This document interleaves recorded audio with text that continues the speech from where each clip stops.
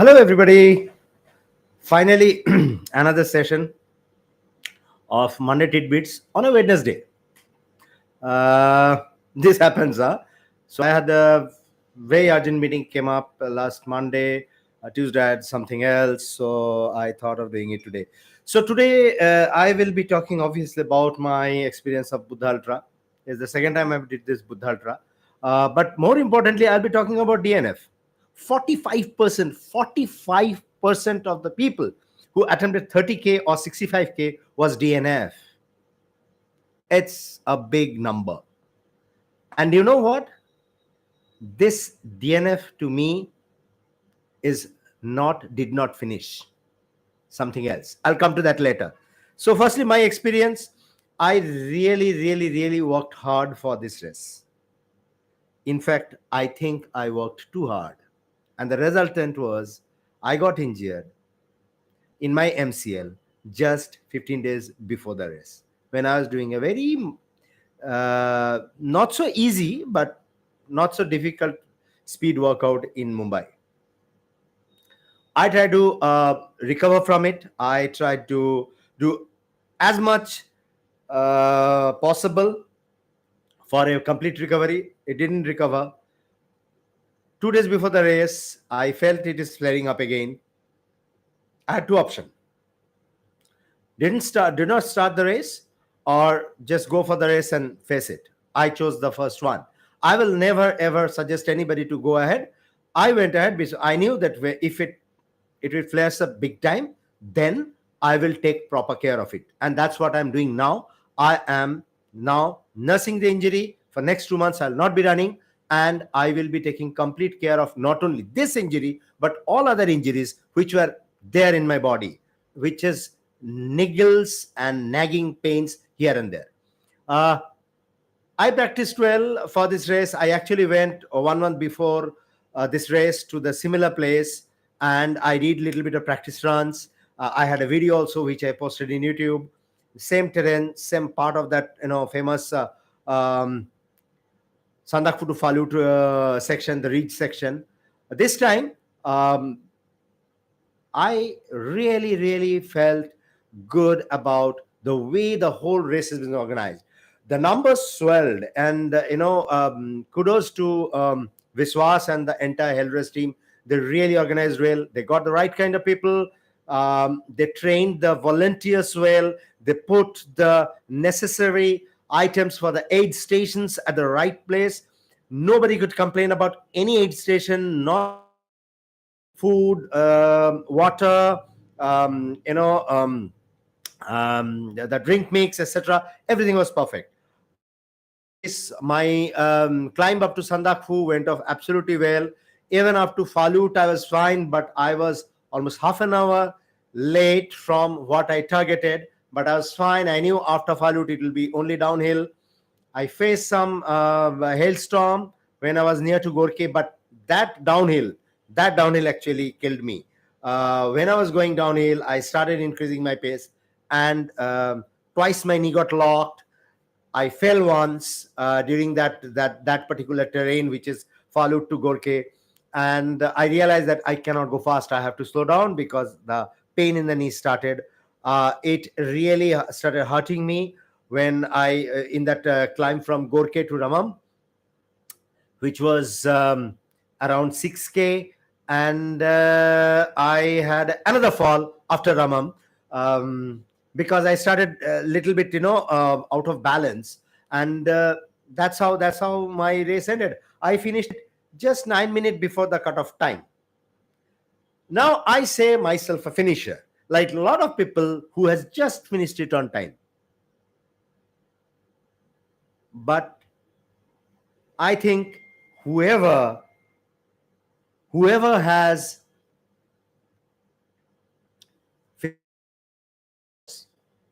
qualifies for a DNF. I don't think this is a terrain, this is a race which we should try to finish it in 15 hours. We should ideally try to finish in 14 hours. This is my personal feeling with all these trail runs, whatever I've done.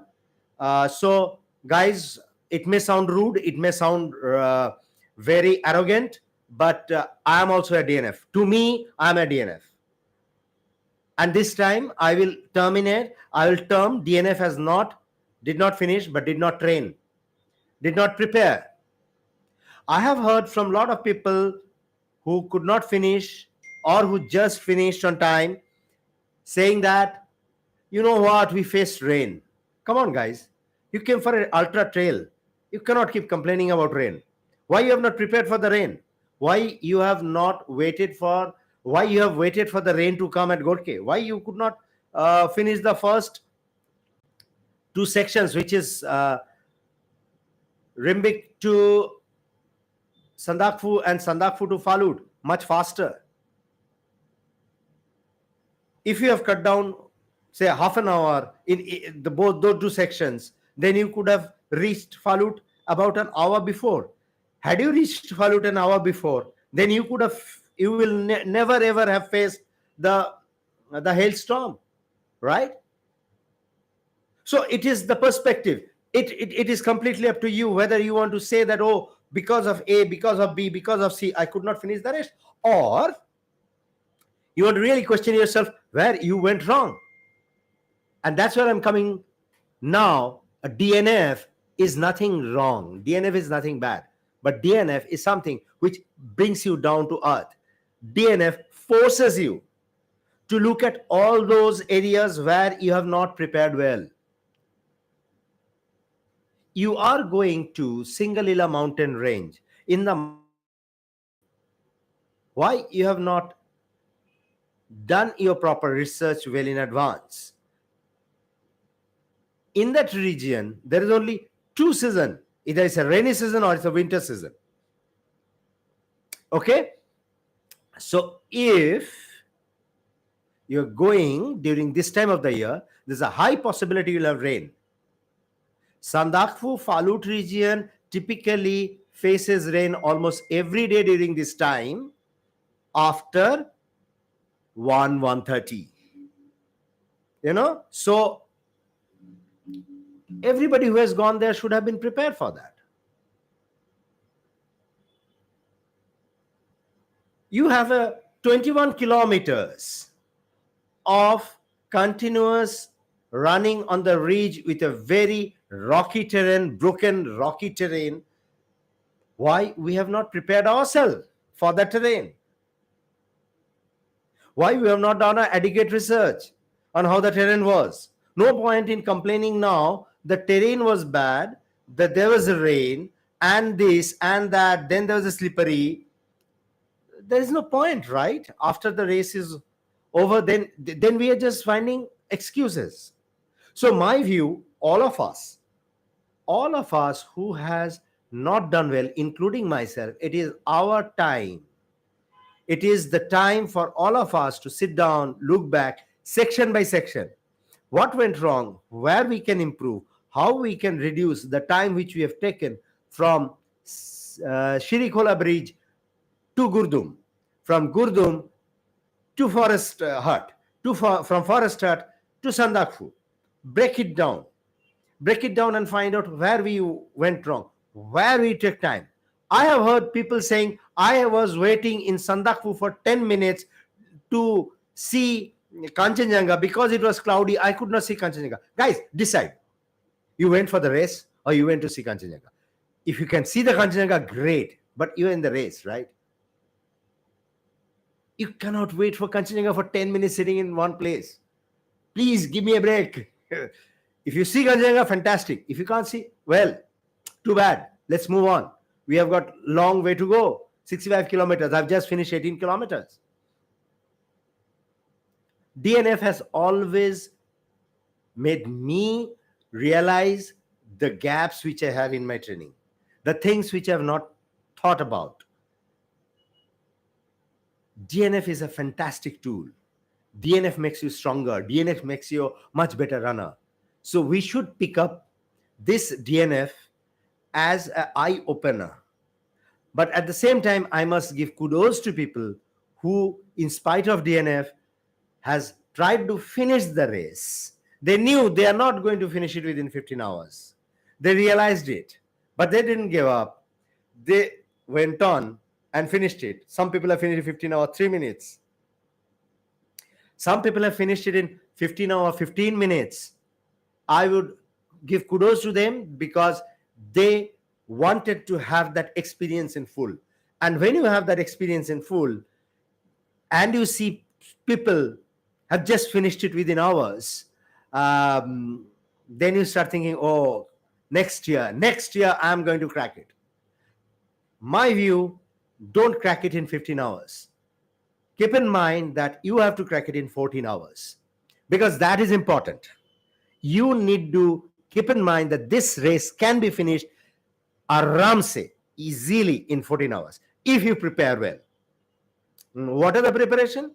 Very simple. You have to do altitude training. How we can do altitude training? In the past also I've got this question from quite a number of people. I stay in Calcutta, pancake flat. I don't know how to do. Some people do staircase climbing. Sorry, staircase climbing will not give you the mountain legs. It will never give you the altitude training. If you want to have the real altitude training, you have to go well in advance. You have to at least spend 7 to 10 days in the hills to acclimatize and to bring your mountain legs. Best way. I hate going to gym. I hate running on treadmill. But if you do not have a hill, put the incline of your treadmill to the highest and do power hike at a pace of maybe 6 kilometers per hour. All right. So that is 10 minutes pace and do power hike. That will really help you build your legs. Do it multiple times and that will help you when you are climbing. That is exactly the kind of climb which you will face when you are going from Gurdum to Forest Hut to Sandakphu or from Shirikola to Gurdum or Timbure. Shirikola to Timbure. So that is number one. Number two, I talk to you about the acclimatization bit. Number three, how much you have worked on your nutrition. Have you thought about what you're going to eat at what aid station? Have you tried to find out? I have seen so many WhatsApp. Oh, we need to know what is the aid station. Oh, need to what is going to be the aid station. Oh, how many times you will give me water? Guys, if you are going for a serious trail run, you have to keep yourself ready for 10 kilometers of no aid station. What are the things you will be carrying? If the temperature drops, how are you going to cope up with the temperature drop? You don't know it. Fine. Ask people. Ask trail runners who have faced this. Ask those guys who have gone in the previous years, who has faced this kind of situation. It's a different kind of a trail race. It's not Malnad Ultra. It's not a trailathon. Trailathon. Oh, I have done trailathon, so I can go and do this. No, you cannot do 65K. You can still try for 30K, but you cannot do the 65K. For 65K of Buddha Ultra, you need to prepare yourself. You need to put in serious effort for 6 months at least. Then only you can crack that 14 hour. Let me tell you, when the first year Hell Race introduced Buddha Ultra, do you know what was the cutoff? The cutoff was 12 hours. I think only 4 people could finish that. Then Vishwas realized that you need to increase it. So last year he made it 14 hours. People still was crying. Then he made it 15 hours. Okay. So that is the that is the thing which I wanted to actually talk about. And as far as my race preparation are concerned, obviously it was quite a bit of heartbreak for me. I had much different plans for this race.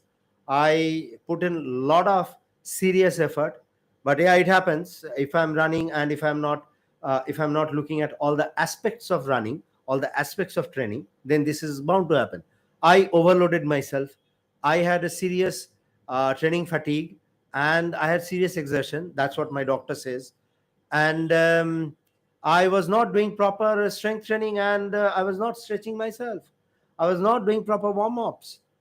So I know my gaps. I have already analyzed my gaps and it's time for you to analyze your gaps. As I said, I might have finished in 14 hours, 51 minutes, but I consider myself a DNF. Period. Too harsh, too bad, but that's what it is. I'll not take much time. It's almost 15 minutes. As I promised, it should be not be more than 15 minutes. I always try to keep it to 15 minutes, but never been able to. I also want to leave this question to all of you. Most of the guys who are right now still running training, they keep cribbing about heat. I put up a question in a story, and I will put this question again tomorrow in my actual post. That, do you think training in extreme heats is bad for your athletic performance or good for athletic performance? Give me the answer. Next Monday, I'll do my Monday tidbits on training in heat and whether it's good or bad for the body, good or bad for your athletic performance. So till then, bye bye. I see quite a number of people have joined. I haven't had any question from them. I'm more than happy to take any question. Uh, if there is any question, please drop in so that I can answer. But at the same time, I will say that, please spread the word. Whoever is not still not subscribed, any of your friend, you know, family members, etc., please tell them to subscribe my channel.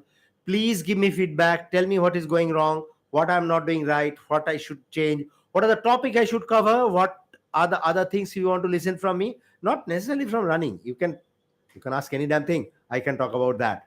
So if there is no more questions, then I will end it today here. Thank you very much for watching. Thank you very much for people who are watching it live, and thank you to all those who will be watching it little later. I have seen my videos are being watched later on by people, and see you next Monday. It will be another Monday Tidbits, and this time it will be on training in heat. Thank you very much. Bye bye.